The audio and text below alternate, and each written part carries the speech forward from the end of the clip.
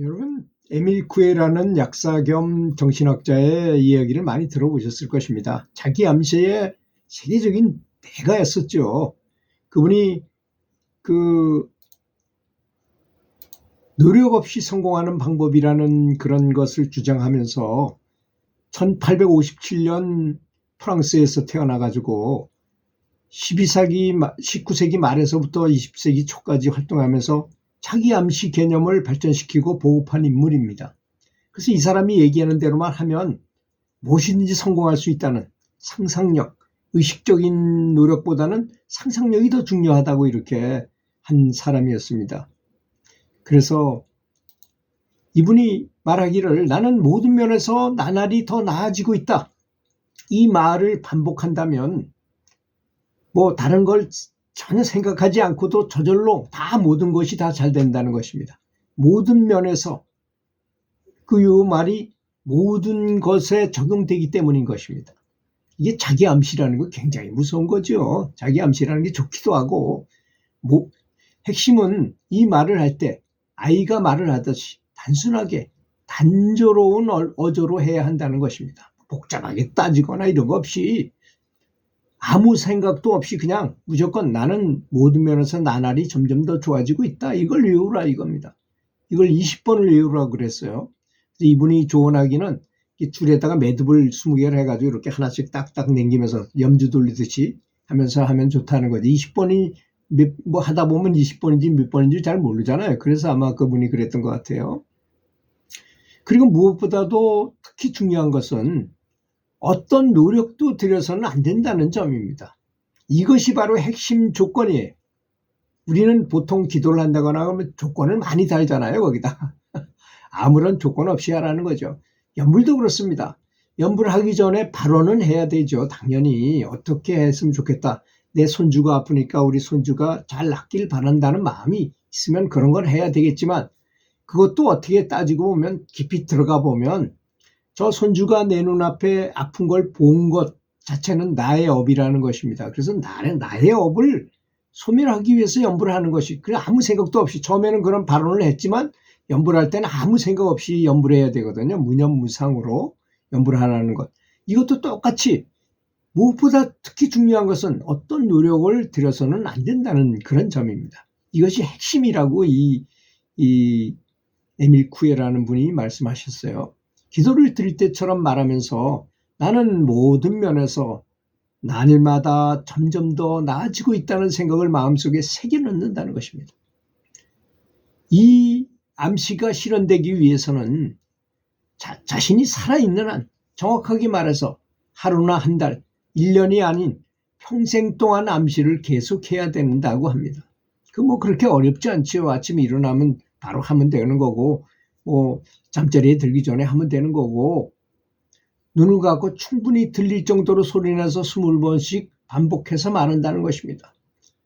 그래서 이분이 이제 말한 게 끈에다가 20개의 매듭을 만들어서 이렇게 하나씩 세면서 하면 편리하다. 우리는 염주로 해도 되겠죠. 만일 옳지 못한 자기 암시를 한다면 자신의 탓이라고 말합니다. 그러니까 말하는 것이 굉장히 중요하다는 것을 이분은 일찍이 깨우치신 분이죠. 모든 일이 잘 될 때도 지금은 괜찮으니까 암시를 안 해도 되겠지라고 생각해서 말해서는 안 된다는 것입니다. 반대로 약을 치료하는 것보다 예방하는 것이 훨씬 쉽지라고 자신에게 말하라는 것입니다.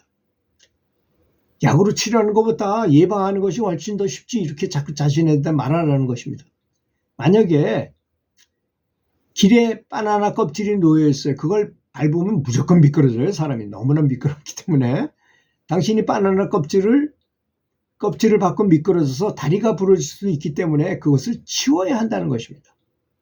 바나나 껍질을 밟고 다리가 부서지는 건 눈깜빡할 사이인 것입니다.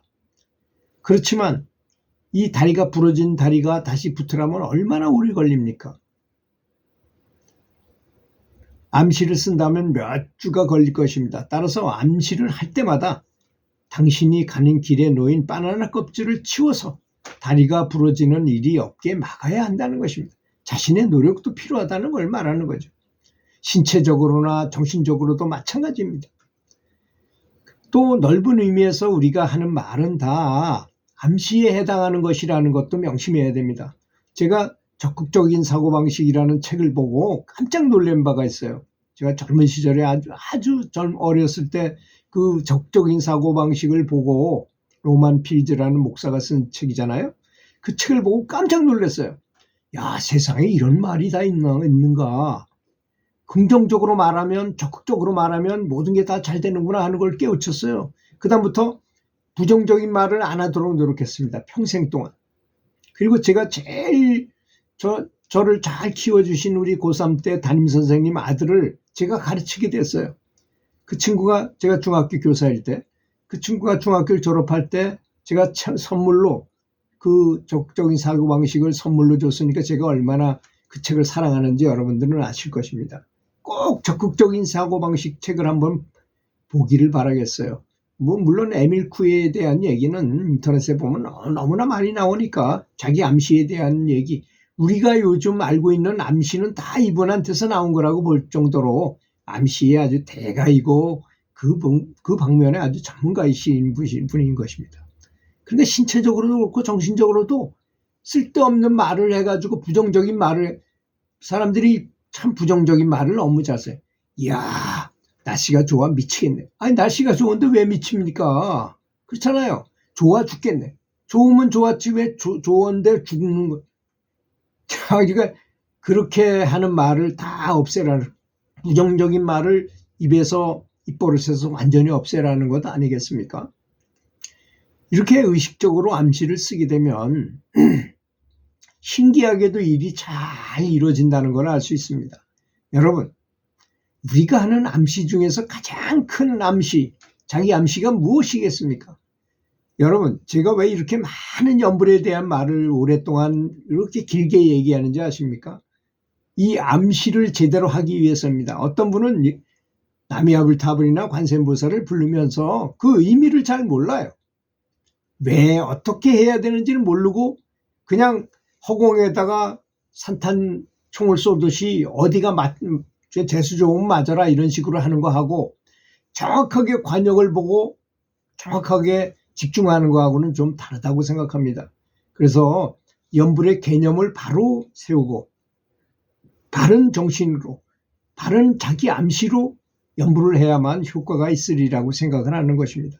그래서 부처님을 깊이 존중하고 공경하고 감사한 마음으로 연불을 하게 되면 그 효과가 1000배, 10,000배 엄청난 효과를 가져오게 된다는 것을 의미하는 거 아니겠습니까?